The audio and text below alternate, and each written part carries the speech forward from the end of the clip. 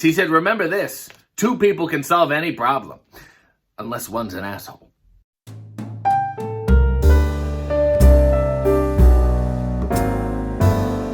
Good evening. I am RJ City, and this is RJ Reads Wrestling Books. You know, wrestlers have a lot of brawn, but sometimes you need a little brain.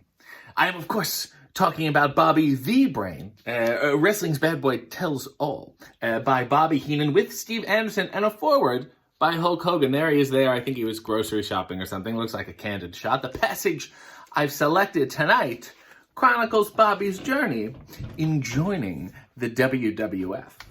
The wrestling, not the wildlife. Joining the WWF was not the first time I met Vince McMahon Jr. We met at an exhibition for Muhammad Ali in Chicago in 1976. Ali was preparing for his match in Japan with Antonio Inoki. I walked in with Al DeRusha and Nick Bockwinkel. We introduced ourselves. Vince just looked up and nodded. A very cold reception. Vince always wore these wild colored outfits. I told Linda, his wife, that if they put a light in the closet, that wouldn't happen. She just shrugged and said, he likes colors. Every year, Vince had a tailor come down from Rhode Island to make his suits. The tailor matched the lining, shirt, tie, and everything. Vince kept his suits in this big cedar closet at his home. He would wear the suits in the winter, but when spring came, he would give them all away. Every season, a new wardrobe. I guess if I ever see a bum lying in an alley wearing an orange suit, I'll know where he got it from. I never had a conversation with Vince until that day. I called him from Denver to come into the WWF. When you first meet Vince, the honeymoon starts, but it's over real quick. You could always talk to Vince.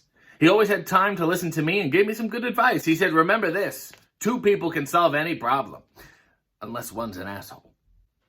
At the Garden that night, I met Vince for the first time since the Inoki-Ali fight, but I made the mistake of having a cigar. Vince barked, put that out. He hated smoking. We were doing Saturday night's main event in Milwaukee in 1989 when Randy Savage turned on Hulk Hogan to set up WrestleMania 5. Jesse Ventura was in the back smoking a cigar. Vince noticed right away and said, who the hell is smoking in here? Put that out. That was Vince's only pet peeve. The only time I saw him get mad was when someone smoked. Jesse put his cigar out in the announcer's dressing room.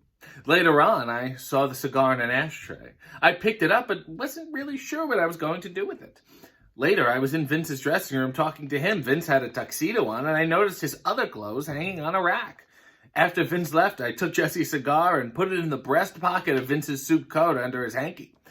I never found out what happened, but I'm sure Jesse got blamed for it. Vince always wanted to be a worker. He was 14 or 15 when he started hanging out with Dr. Jerry Graham.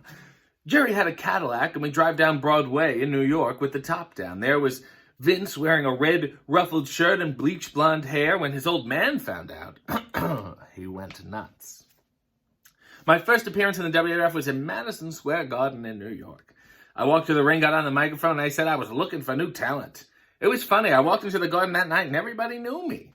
This was before the business went national, but those fans bought the wrestling magazines. Some promoters, like Vern Gagne, never understood the value of those magazines. I told them that if fans were going to pay $3 for a lousy seat to see some wrestlers, they'd pay 50 cents for a magazine with every wrestler in it. I was originally supposed to manage Jesse Ventura in the WWF, and Vince asked me if I'd mind, and I agreed because we always got along. When I got to New York, Vince told me that Jesse had some circulation problems in his legs and couldn't be there. He asked me if I wanted to work with John Studd. Again, I agreed. I just wanted to be there. I would have managed Donald Duck. In fact, I think I have. The following Sunday, the WWF had a show at the Met Center in Bloomington, Minnesota. I wore a mask to the building that night and came in the back way. I put a rock in my shoe, so I changed my walk, which I think is distinctive because I'm bow-legged. I even changed my luggage. No one knew who I was. I walked past fans who followed the AWA and into the dressing room where I saw Roddy Piper. I shoved him. He turned around like he was going to hit me. I took the mask off to reveal who I was. Studd got in the ring and said he had a new manager. I walked out and the weasel chant started up like I was never gone. John was a real nice, quiet man. He loved his family, always wanted to be home. He always wanted to do the right thing. I would get annoyed with people on the plane bugging me when I was trying to sleep. He would say, "Be nice," and I would sign the autograph. He was a real decent man, and the business was far below him. I don't remember him ever even saying "damn it" or swearing at all. He was a lot like the Howard Sprague character on Mayberry RFD. John and I were in Pittsburgh working a show. Sometimes you get a ring announcer who wasn't with the company, some old guy who didn't like wrestling and didn't want to be there, but loved the $50 and the night out from Maud. The announcer got in the ring and grabbed the microphone that hung from the ceiling. He announced Stud, but didn't announce me. He walked out of the ring and I grabbed the microphone and I was ready to announce myself. The guy controlling the microphone obviously didn't want me to have it, so he pulled it up as I was introducing myself. We started to have this tug of war. I grabbed the microphone with both hands and pulled hard. The wire broke and the microphone hit me in the face. Blooded my nose. Knocked me on my ass. Stud looked at me and said, "What happened?" I said, "You know what? I don't care if they ever know who I am. I just want to get out of here." I just beat the hell out of myself with a microphone. But don't take my word for it. Guests of the RJ City Show, subscribe to his channel, follow him on social media, and buy his t-shirts at ProWrestlingTees.com/RJ City.